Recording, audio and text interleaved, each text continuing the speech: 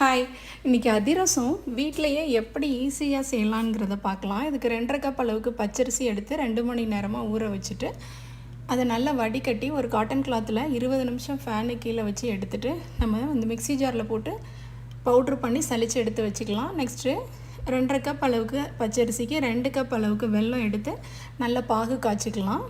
இது கூடவே இந்த மாதிரி உருண்டு வரணும் பாகு காய்ச்சி எடுக்கும்போது. இது கூட 1 ஸ்பூன் அளவுக்கு ஏலக்காய் பொடியும் சுக்கு பொடியும் சேர்த்துட்டு 2 ஸ்பூன் அளவுக்கு எள்ளு சேர்த்து நம்ம இறக்கி வச்சுட்டு நம்ம பவுட்ரு பண்ணி வச்சுருந்த அரிசி மாவை கொஞ்சம் கொஞ்சமாக கொட்டி கிளறணும். கிளறிட்டு 1 ஸ்பூன் அளவுக்கு நெய் ஊற்றி தேய்ச்சி மூடி வச்சிடலாம். இது ஒரு 3 நாள் கழித்து எடுத்து எல்லாத்தையும் நல்லா பிசைஞ்சிட்டு குட்டி குட்டி உருண்டையாக பிடிச்சி வச்சுட்டு கையிலையே வடை மாதிரி தட்டி போட்டு எடுத்துட்டோம் அப்படின்னா அதிரசம் ரெடி. ரொம்ப டேஸ்ட்டாக இருந்தது. கண்டிப்பாக ட்ரை பண்ணி பாருங்கள். இந்த வீடியோ பிடிச்சிருந்தால் லைக் பண்ணுங்கள், ஷேர் பண்ணுங்கள், சப்ஸ்கிரைப் பண்ணுங்கள். தேங்க்யூ.